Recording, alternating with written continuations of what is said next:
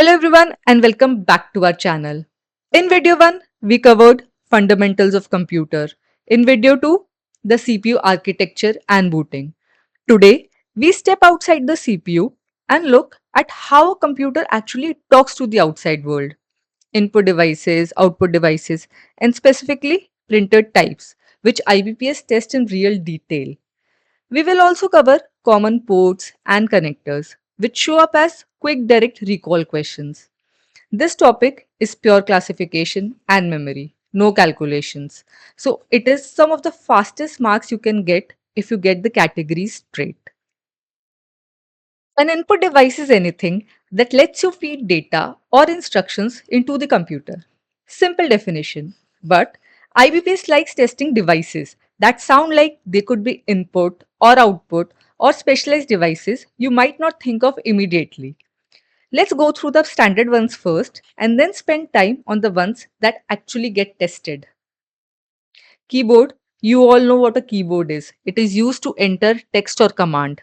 Mouse, it is a pointing device and it is used to move cursor or clicking anything like I'm doing right now.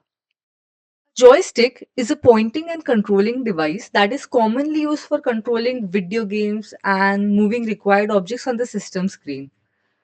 So this is a picture of joystick. Trackball is also a pointing device and it functions much like a mouse where you roll the exposed ball with your finger or palm to control the on-screen cursor.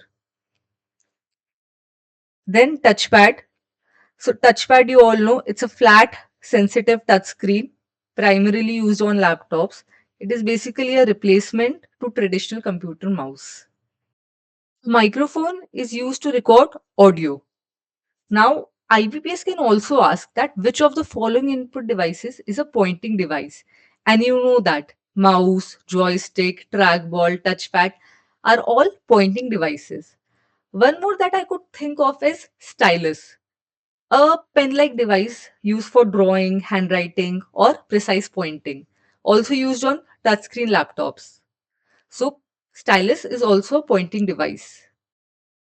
Now let's move to specialized input devices.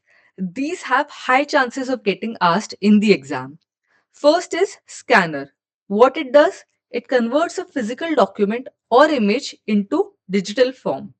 Second is OCR, optical character recognition. It reads printed or typed text and converts it into editable digital text. Third is OMR, optical mark recognition. It detects marks on paper. It is used for checking answer sheets, the darkened bubbles on your OMR exam sheet. Fourth is MICR, magnetic ink character recognition. It reads characters printed with magnetic ink, used almost exclusively on bank checks. Then a barcode reader.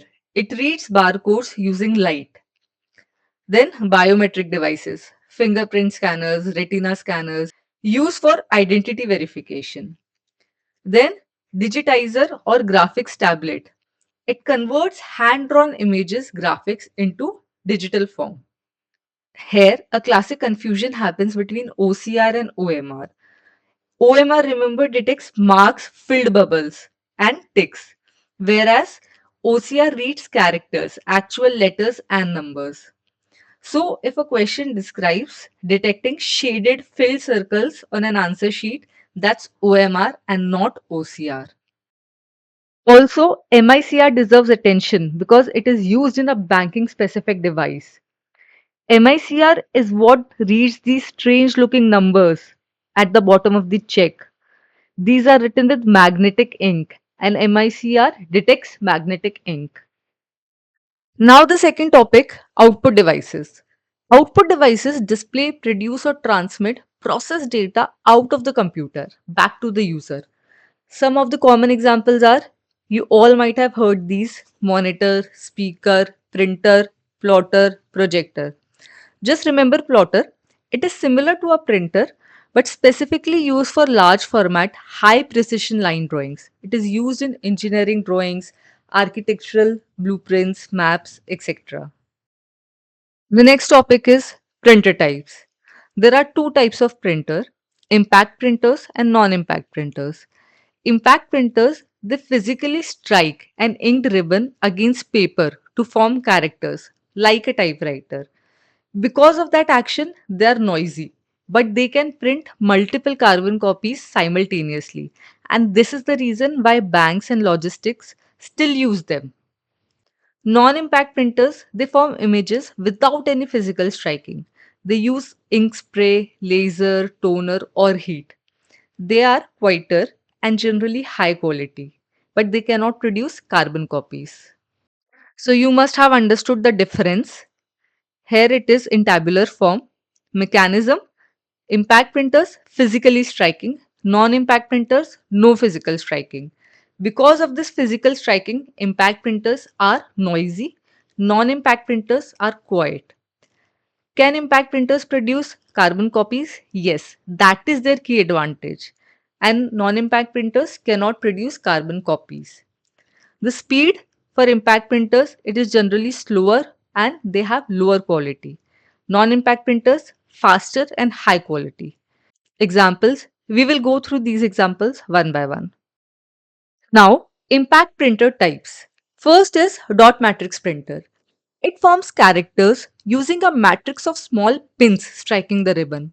So we have understood that impact printer forms character by striking the ribbon. Only the process will change. In dot matrix printer, it uses a matrix of small pins for striking the ribbon. It is noisy, relatively low print quality, but cheap to run and can do carbon copies. Common in banks, billing counters, and logistics for multi-part receipts. So we know that impact printer can do carbon copy, but which one? So the answer is dot matrix printer, and it is mostly used in banks. The second one is daisy wheel printer. It uses a wheel with characters arranged like daisy petals. The wheel rotates and strikes the ribbon. It produces letter quality, typewriter like print, but limited to fixed fonts and cannot print graphics. Largely obsolete now. It is no longer used but still appears as an exam answer option, so you should know. Third is line printer. It prints an entire line at once rather than character by character. Very high speed, used for bulk printing. Still an impact printer despite the speed because it uses mechanical striking. So since it uses striking, it is a type of impact printer. Here is a visual representation of all the impact printer types to help you remember.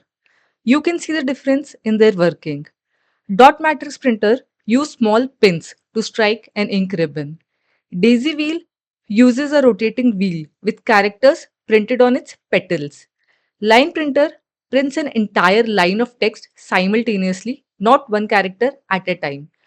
You can also see the sample output for each printer. Non-impact printer types. Non-impact printers do not have any physical striking. The first type is inkjet printer. Sprays tiny, precisely controlled droplets of ink onto paper. Good quality color printing, common for home office use. Relatively slower than laser, ink cartridges need frequent replacement. Second is laser printer. Uses a laser beam to create an electrostatic image on a drum which attracts toner. Toner is then fused onto paper using heat.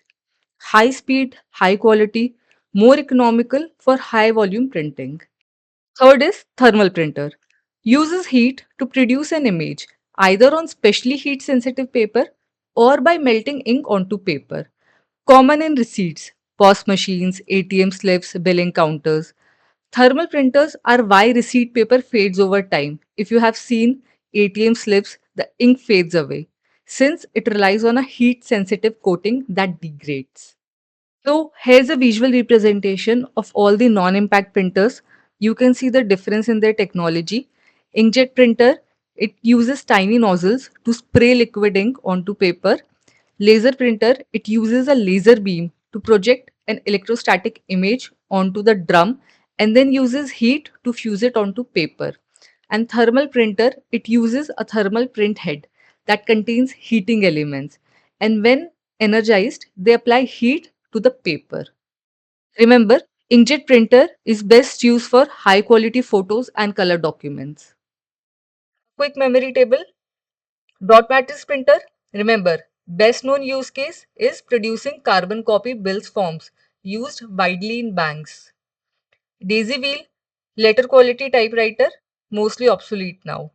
Line printer, bulk, high speed report printing. Inkjet, home, office color printing. Laser, high speed, high quality office printing. Thermal, mostly used for ATM slips, POS, billing receipts. Now, the last topic for today, ports and connectors. The first one is USB, Universal Serial Bus. What it does, it is the do-it-all port. It connects everyday accessories like keyboards, mouse, flash drives, printers to your computer. Key takeaway, Universal means almost every device can plug into it. Second is HDMI port, high definition multimedia interface. What it does, it plugs your computer into TVs, monitors, or projectors. Important detail, it carries both picture and sound in a single cable. Remember, HDMI is high definition duo, meaning picture plus sound together. Third is VGA, Video Graphics Array.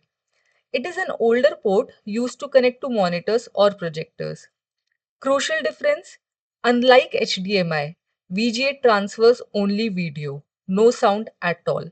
So if you want to use a VGA for a movie presentation, you will need a separate cable just to hear the sound. Fourth is Ethernet. It plugs a physical cable into your computer for wired internet. Why is it used over Wi-Fi?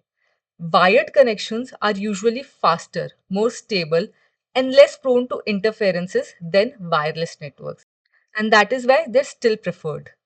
Fifth is audio jack, the standard round socket where you plug in wired headphones, external speakers, or a microphone. Sixth is SATA, Serial Advanced Technology Attachment. It connects internal storage devices like hard drives or SSD directly to the computer's main motherboard inside the case. Key difference. Unlike the other ports on the list, this one is inside the computer, not on the outside edge. So that was all for today's video. If you found this video useful, please give it a like. If you have any questions, let me know in the comment section below. And if you haven't subscribed to the channel yet, please do it so that you do not miss any important upcoming videos. In the next video, we will cover memory hierarchy, including RAM, ROM, cache. We will cover storages and virtual memory. Thank you and keep watching Array.